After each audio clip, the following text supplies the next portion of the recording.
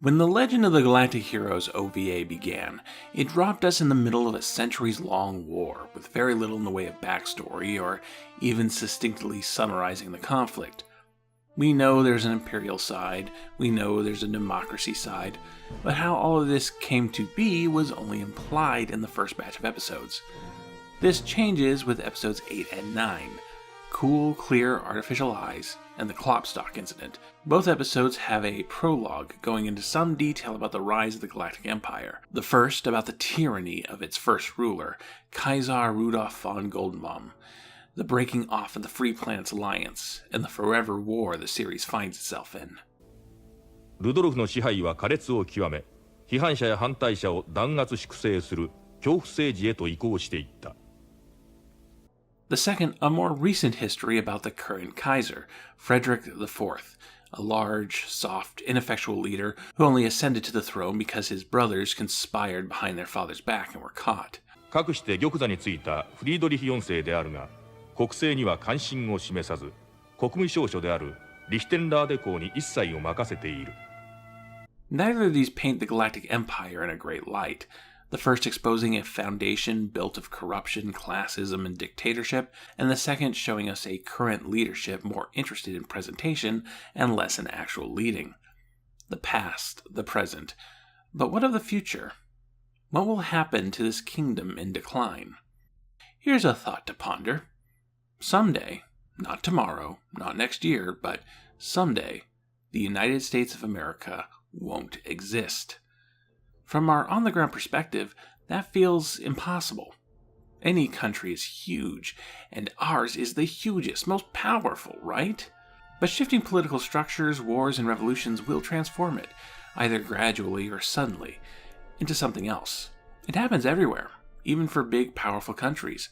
When Legend of the Galactic Heroes began, we still had East and West Germany. Russia was still the Soviet Union, and Czechoslovakia was still in one piece. A country, a nation, a kingdom, a state may last for centuries, but they all eventually wane and disappear.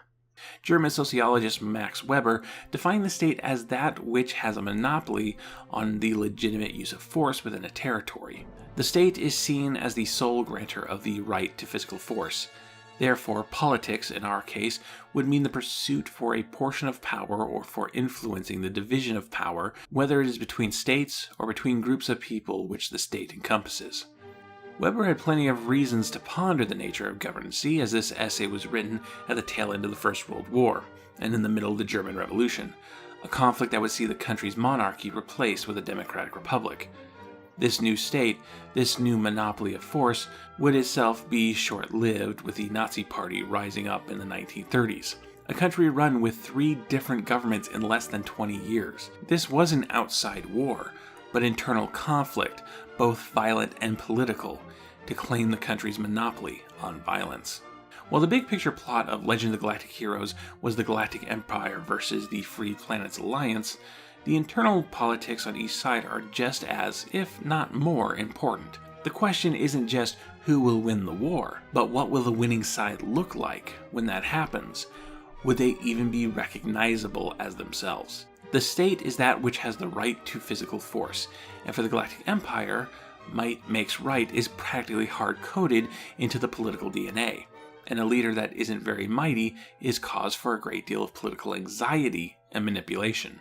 The Kloppstock incident involves an assassination attempt against Kaiser Frederick IV, a bomb set by Wilhelm von Klopstock, a former member of the imperial high nobility, disgraced for supporting one of the Kaiser's brothers during their conspiracy.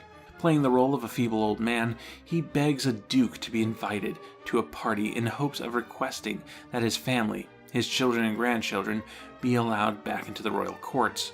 In truth, he sees the current Kaiser as a weakening of the Galactic Empire, and thinks this act of violence will push the Empire back on track. He, wants to make the Galactic Empire great again. A fear of the passage of time is innate for many of us. It goes hand in hand with the fear of our inevitable deaths. While we can't defeat our mortality, perhaps, the thought process goes, we can hold on to a past ideal. A period of time, of empire, where things were how they should be. The ideal past does not exist. What people usually mean by their ideal past is a time period in which people like themselves were in greater power. The British Empire, the American South, a return to a strong national identity that is, at best, a fiction, and more often than not, an attempt to rebrand violence, hatred, and even fascism as patriotic ideals. You will never be immortal, but the Empire is forever. ルドルフ大帝陛下、帝室に弓を引くことをお許しくだされ。偉大なる陛下のお血筋を汚す宝刀者のフリードリヒと、それをたぶらかして国政を壟断するブラウンシュバイクラを討つは、ゴールデンバーム王朝の御ためにございまする。 What we learn in these two episodes is that Kaiser Frederick IV is not a good person. He is, after all, the leader of a warmongering empire trying to vanquish democracy, but he is a very self-aware person. He knows how his leadership is perceived, of the political machinations proceeding around him, and he knows that his time as head of the empire is quickly ending. And he too ponders what form the empire will take once he's gone. Will it fall backwards into the tyranny that Kloppstock is nostalgic for? Or is there a way forward? The Kaiser realizes that there might be, in Reinhard. に乗って簒奪を企むやもしれぬとでも思うか。口の葉にのぼせるのもはばかり大きいことながら良いではないか。は？人類の創生とともにゴールデンバウム王朝があったわけではない。不死の人間がおらぬと同様、不滅の国家もあるまい。